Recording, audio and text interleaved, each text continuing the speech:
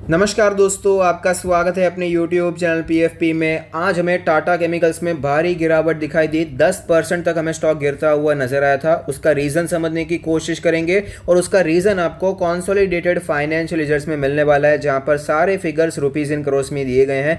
Total income आप देख पाएंगे हमें बढ़ती हुई नजर आती है, चाहे वो क्वार्टर ऑन क्वार्टर बेसिस हो या year on year basis. Expenses के बारे में बात करें तो एक्सपेंसेस भी हमें बढ़ते हुए नजर आए हैं। अब सबसे इंपॉर्टेंट प्रॉफिट आफ्टर टैक्स के बारे में चर्चा करें तो आप देख पाएंगे प्रॉफिट भी हमें यहां पर बढ़ता हुआ नजर नहीं आ रहा है। यहां पर हमें भारी गिरावट दिखाई पड़ती है। 29 करोड़ का प्रॉफिट रिपोर्ट किया है, जो कि पिछले क्वार्टर में 200 करोड़ का था और पिछले साल 6400 करोड़ से ज्यादा था। उसका मेन रीजन है कि यहां पर हमें वन टाइम गेन देखने को मिला था। अगर वो वन टाइम गेन ना होता तो 197 करोड़ का प्रॉफिट था। तो क्लियरली यहां पर हमें भारी गिरावट दिखाई दे रही है, जिसका रीजन है जिस स्पीड से इनकम बढ़ रही है उससे कहीं ज़्यादा स्पीड से हमें यहाँ पर खर्चा बढ़ता हुआ नजर आता है। रॉ मटेरियल के प्राइसेस बहुत ज़्यादा महंगे हो चुके हैं, इसीलिए कंपनी का मार्जिन बहुत ही कॉन्ट्रैक्ट हो चुका है और आपको प्रॉफिट में भारी गिरावट दिखाई दे रही है। अगर दोनों साल को कंपेयर कर ले तो भी यहाँ पर आपको कोई भी ग्रोथ दिखाई नहीं पड़ती, बल्कि थोड़ा सा रेवेन्यू आपको कम ही होता हुआ नजर आता है।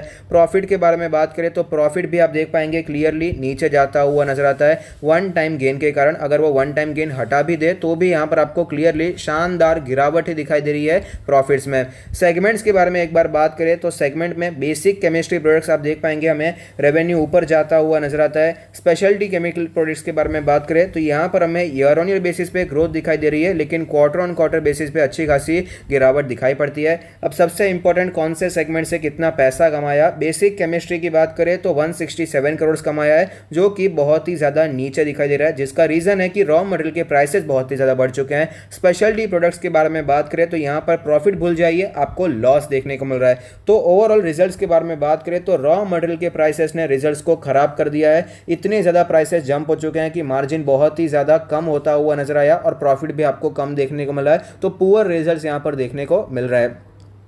कंपनी ने इसके अलावा एक डिविडेंड भी अनाउंस किया है, 10 रुपीज का डिविडेंड अनाउंस किया है। स्टॉक के बारे में बात करें तो लास्ट ट्रेडेड प्राइस है 708, जो कि 9.5% नीचे है। 18,000 करोड़ की मार्केट कैप है। 1.55% का डिविडेंड यील्ड है। इंडस्ट्री का पीई रेशियो 3.55 है, जबकि टाटा केमिकल्स का 2.71 दिखाई दे रहा है। प्राइस टू बुक रेशियो 1.32 है। तो वैल्यूएशन के बेसिस पे बहुत ही ज़्यादा अट्रैक्टिव दिखाई देता है, बहुत ही ज़्यादा चीप वैल्यूएशन पे स्टॉक हमें अवेलेबल दिखाई देता है।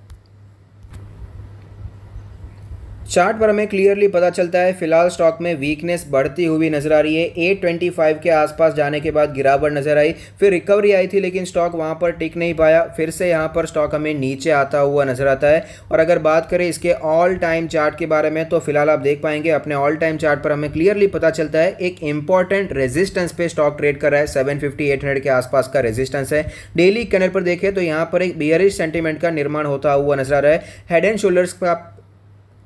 शोल्डर्स पैटर्न हमें बनता हुआ नजर आता है। आप देख पाएंगे ये पहला शोल्डर है, ये हेड है, और ये दूसरा शोल्डर बनता हुआ नजर आ रहा है। क्लियरली यहाँ पर गिरावट के संकेत दिखाई दे रहे हैं। अगर ये 700 का लेवल टूटता है तो हमें भारी गिरावट दिखाई पड़ सकती है। तो ऐसी सिचुएशन में इन्वेस्टर्स को क्या करना चाहिए, लॉन्ग टर्म के लिए क्या इन्वेस्टमेंट के बारे में सोचना चाहिए। ऑफकोर्स मेरे हिसाब से लॉन्ग टर्म में आपको अच्छा परफॉर्म करता हुआ नजर आ सकता है, क्योंकि इलेक्ट्रिक व्हीकल में जो बैटरीज चाहिए उसमें काफ़ी अच्छा योगदान है, काफ़ी अच्छा कामकाज है, बहुत ही अच्छा बिजनेस कर रहा है। इसमें ग्रोथ की अपॉर्चुनिटीज बहुत ही ज़्यादा है टाटा केमिकल्स के लिए।